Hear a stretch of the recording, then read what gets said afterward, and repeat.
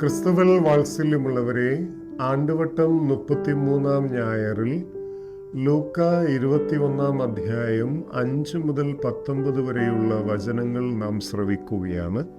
ഒരു ലഘുവ്യാഖ്യാനം നൽകാനായിട്ട് ശ്രമിക്കാം.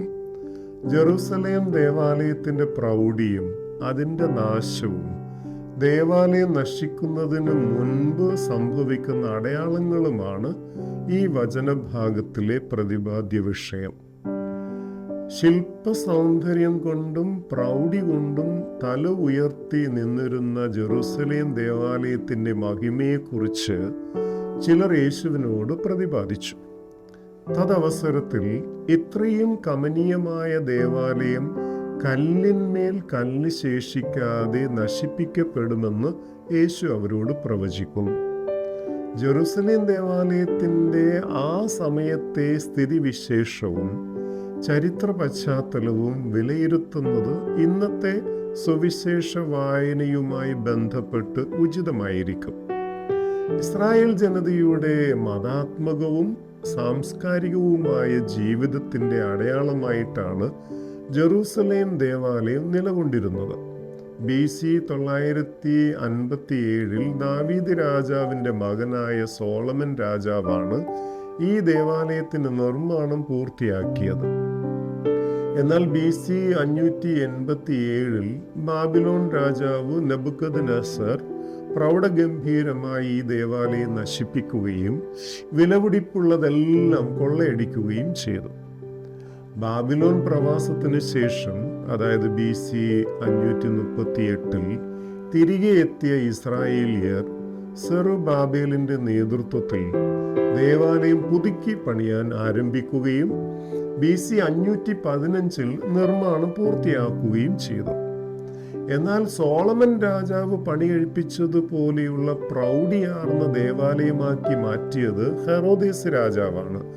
BC 37 AD 4 ഇടയ്ക്കാണ് അദ്ദേഹം ഭരണം നടത്തിയിരുന്നത്.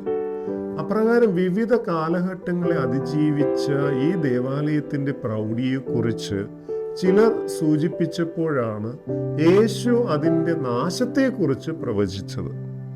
യേശുവിൻ്റെ ഈ പ്രവചനം അക്ഷരാർത്ഥത്തിൽ പിൽക്കാലത്ത് നിറവേറി. AD 70 റോമൻ സാമ്രാജ്യം ജെറുസലേം ആധിപത്യം ഉറപ്പിച്ചപ്പോൾ ജെറുസലേം ദേവാലയം പൂർണ്ണമായും അഗ്നിക്കിരയാക്കി. ആ സമയത്ത് ദേവാലയത്തിൽ നിന്ന് ഉരുകി ഒലിച്ച സ്വർണം കൈവശമാക്കാൻ റോമൻ പട്ടാളക്കാർ മുഴുവൻ കല്ലുകളും ഇളക്കി മാറ്റി. ഒടുവിൽ കല്ലിന്മേൽ കല്ല് ശേഷിക്കാതെ ദേവാലയം പൂർണ്ണമായി നശിപ്പിക്കപ്പെട്ടു. ഇന്ന് ദേവാലയത്തിൻ്റെ പടിഞ്ഞാറ് ഭാഗത്തുള്ള ചുമര് മാത്രമാണ് അവശേഷിക്കുന്നത്. വിലപിക്കുന്ന മതിൽ, അങ്ങനെയാണ് ആ മതിൽ അറിയപ്പെടുന്നത്. ദേവാലയത്തിൻ്റെ നാശത്തെക്കുറിച്ച് യേശു പ്രവചിച്ചപ്പോൾ അത് എന്ന് സംഭവിക്കുമെന്നും അതിന് മുന്നോടിയായിട്ടുള്ള അടയാളങ്ങൾ എന്തായിരിക്കുമെന്നും ജനം ആരായുന്നു. എന്നാൽ യേശു അവർക്ക് നൽകുന്നത് 3 മുന്നറിയിപ്പുകളാണ്. 1, ആരാലും വഴിതെറ്റിക്കപ്പെടാതിരിക്കുക. 2, വഴിതെറ്റിക്കുന്നവരുടെ പിന്നാലെ പോകാതിരിക്കുക. 3, യുദ്ധങ്ങളെക്കുറിച്ചും കലഹങ്ങളെക്കുറിച്ചും കേൾക്കുമ്പോൾ ഭയപ്പെടാതിരിക്കുക. സത്യത്തിന് വെല്ലുവിളിയായി അസത്യത്തിൻ്റെ പാതയിലൂടെ ജനതയെ വഴിതെറ്റിക്കുന്ന നിരവധി ആളുകളുണ്ട്. ഇവരെയാണ് സുവിശേഷത്തിൽ യേശു കള്ളക്രിസ്തു എന്നും വ്യാജ പ്രവാചകർ എന്നും അടയാളപ്പെടുത്തിയിരിക്കുന്നത്. ഈയൊരു അടയാളപ്പെടുത്തലിലൂടെ താൻ തന്നെയാണ് ക്രിസ്തു എന്ന് യേശു ജനങ്ങളോട് പ്രഖ്യാപിക്കുകയാണ്. ഇക്കൂട്ടരുടെ പിന്നാലെ പോകാതിരിക്കാനുള്ള മുന്നറിയിപ്പാണ് രണ്ടാമതായി യേശു നൽകിയത്.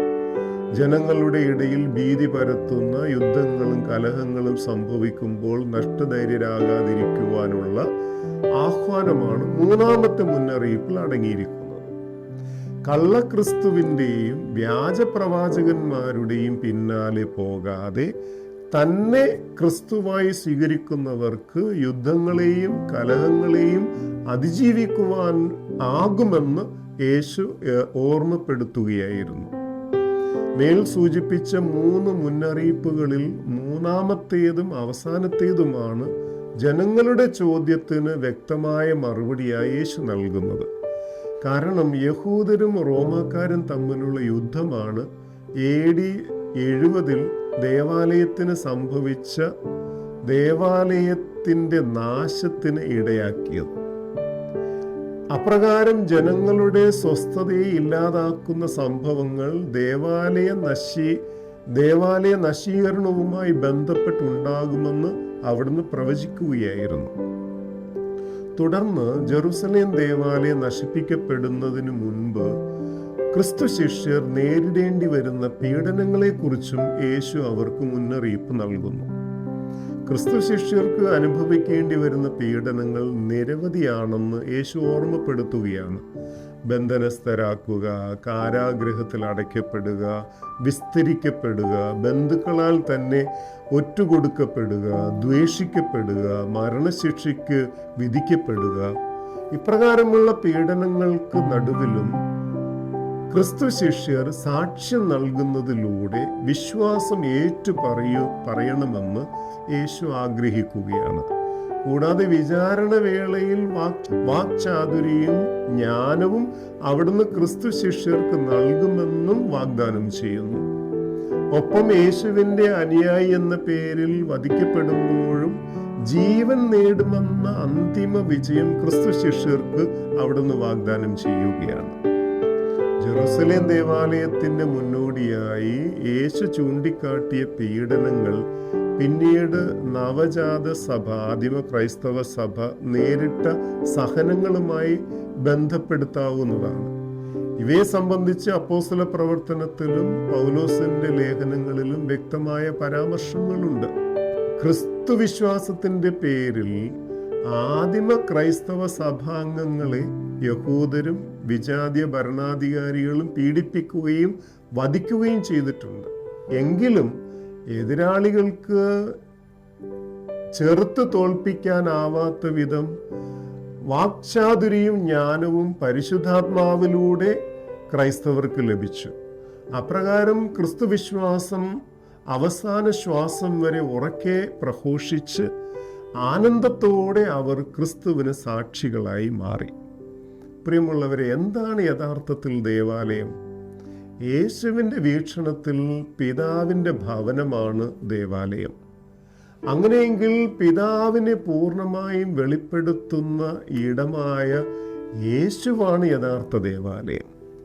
യേശുവിൻ്റെ ആഗമനത്തോടെ അന്നുവരെ പ്രൗഢിയോടെ നിലനിന്ന് പോന്നിരുന്ന ജെറുസലേം ദേവാലയം അപ്രസക്തമായി തീരുന്നു. യഥാർത്ഥ പ്രൗഢിയും മഹിമയും ഇനിമേൽ ചാർത്തപ്പെടേണ്ടത് യേശുവിനാണ്, ജെറുസലേം ദേവാലയത്തിനല്ല.